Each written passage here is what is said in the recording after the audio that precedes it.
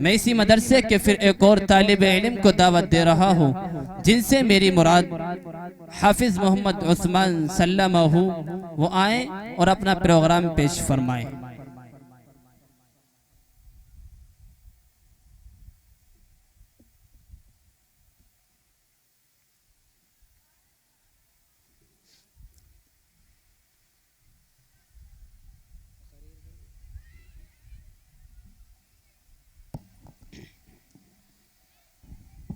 بسم الله الرحمن الرحيم.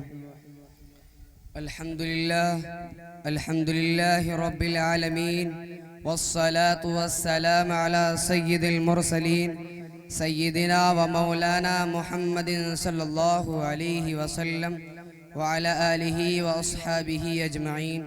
أما بعد، فقد قال الله تبارك وتعالى في القرآن المجيد والفرقان الحميد: فاعوذ بالله من الشيطان الرجيم، بسم الله الرحمن الرحيم. وما ارسلناك الا مبشرا ونذيرا.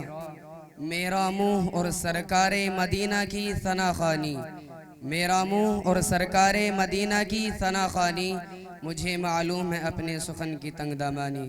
معزز سامعین کرام و بزرگان محترم اور میرے طالب علم ساتھیوں اور پردے کے پیچھے میری پاکیزہ اسلامیہ مائیں بہنیں، میں آپ سے درخواست کرتا ہوں کہ میں اس متبرک پر امن بزمی میں شمع رسالت کی ضیاء حیات کو روشن کرنے کی جسارت کر رہا ہوں۔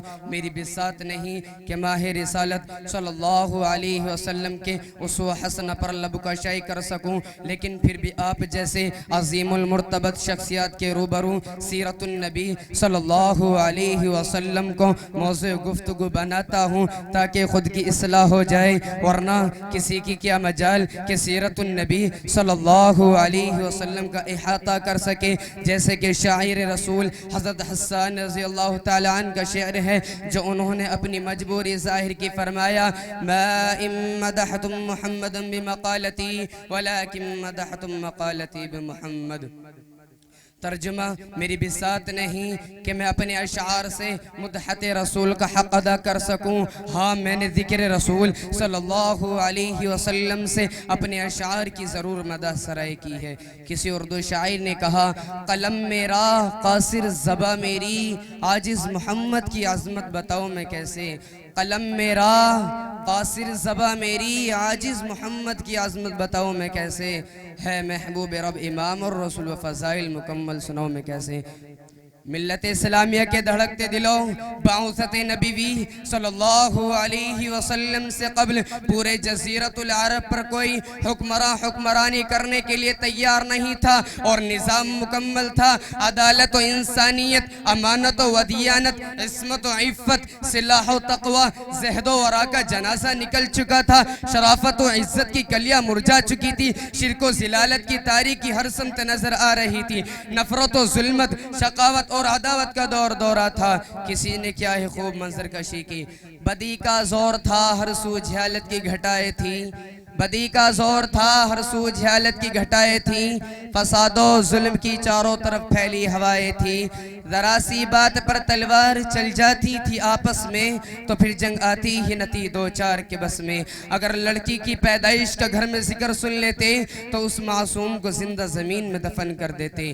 غرض جو بھی برائی تھی سب ان میں پائی جاتی تھی، نہ تو شرم و حیا آنکھوں میں گھر گھر میں بھی حیائی تھی۔ مگر اللہ نے جب ان پر اپنا رحم فرمایا تو عبداللہ کے گھر میں خدا کا لاڈلا آیا۔ او قرم پور کے لوگوں سنو، قدرت خداوندی نے اس پر فتنے دور میں شہدائین لات و عزہ کو رشد و ہدایت کے راستے پر گامزن کرنے کے لیے، وحشت و بربریت کو ختم کرنے کے لیے، فاران کی چوٹیوں سے آفتاب رسالت آمنہ کے لال عبداللہ کے لگتے جگر عبد المطلب کے نور نظر دوشنبہ کو اپنے تمام انوار و برکات کے ساتھ تشریف لاتے ہیں۔ آپ ایسے وقت پیدا ہوئے جس سے لیل و نہار دونوں نے فیض حاصل کیا۔ کہو میرے دوستو سبحان اللہ، سبحان اللہ۔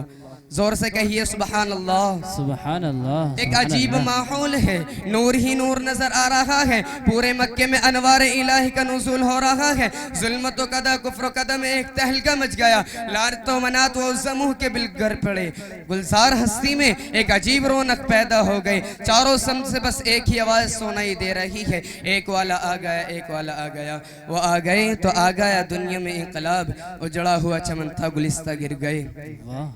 خرم پور کے غیور مسلمانوں سنو، حضرت آمینہ خود فرماتی ہیں کہ میرا نور نظر لخت جگر اس وقت کلام تو نہیں کر سکتا تھا، لیکن انگشت شہادت سے کچھ اشارہ کر رہا تھا۔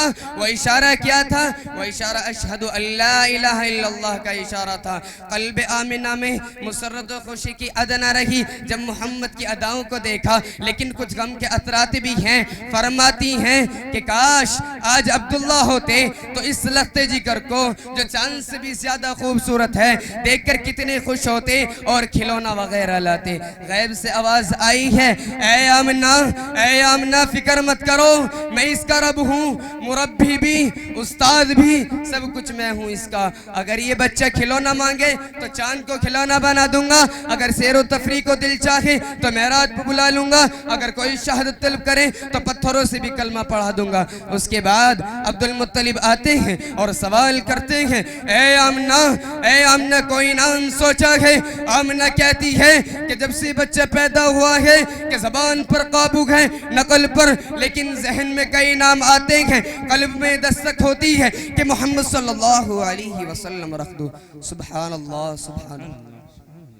عبد المطلب نے کہا، اے آمنہ اس نام کا وارث، اس نام کا بچہ میں نے پورے جزیرۃ العرب میں نے دیکھا اور نہ سنا۔ آمنہ کہتی ہے کہ آپ نے تو نام ہی نہیں سنا ہوگا، اس جیسا بچہ پوری جزیرۃ العرب میں کیا پوری دنیا میں موجود نہ ہوگا۔ یہ وہ بچہ ہے جس کی تعریف خود رب کائنات کرتا ہے۔ وَرَفَعْنَا لَكَ ذِكْرَكَ۔ خرم پور کے لوگوں سنو، ہمارے نبی سارے انبیاء علیہ السلام کا ایک خوبصورت گلدستہ تھا۔ ہمارے نبی صلی اللہ علیہ وسلم کے اندر حضرت آدم علیہ السلام کی صورت تھی، حضرت شیط علیہ السلام کی معرفت تھی، حضرت نوح علیہ السلام کی شجاعت تھی، حضرت ابراہیم علیہ السلام کے اخلاق تھے، حضرت اسماعیل علیہ السلام کی زبان تھی، اسحاق والی رضا، صالح والی فصاحت تھی، لوط والی حکمت، یعقوب والی بشارت تھی، موسیٰ والا جلال، ایوب والا صبر تھا، یوشع والا زہد تھا، اور یحییٰ والی عصمت تھی، اور عیسیٰ والا زہد تھا۔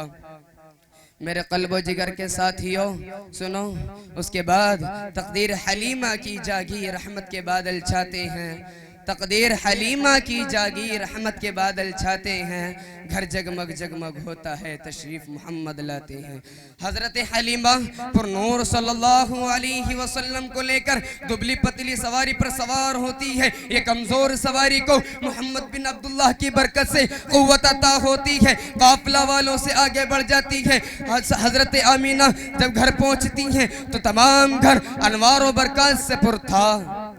کسی نے کیا ہی خوب کہا کہ محمد کی کہلائی مادر حلیمہ، محمد کی کہلائی مادر حلیمہ، تیری شان اللہ اکبر حلیمہ، تیری بکریوں کو پانی پلائے جو ہے ساقی آب کوثر حلیمہ۔ ملت اسلامیہ کے غیور مسلمانوں سنو، آپ صلی اللہ علیہ وسلم کے شباب کو دور بھی عجیب ہے۔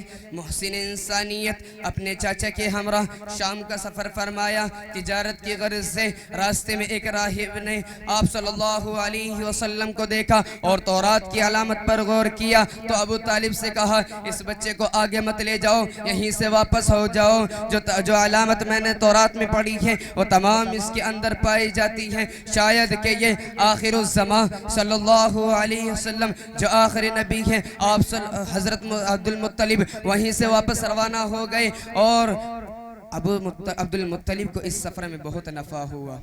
محسن انسانیت جس طرح اخلاق و کردار سے خوبصورت تھے، اسی طرح حسن و جمال سے بہت خوبصورت تھے، اور خرمپور کے لوگوں سنو، حضرت عائشہ صدیقہ فرماتی ہے کہ حضرت یوسف علیہ السلام کو دیکھ کر ان مصر کی عورتوں نے اپنی انگلیاں کاٹ دی تھی۔ اگر وہ محبوب کبریا، احمد مجتبہ، محمد مصطفیٰ، کالی کملی والے آقا، آمینہ کے ذر یتیم، آپ کے اور میرے نبی کو دیکھتی تو اپنے دل کاٹ دیتی۔ تو میں بس اپنی تقریر یہی ختم کرتا ہوں اس شعر کے ساتھ۔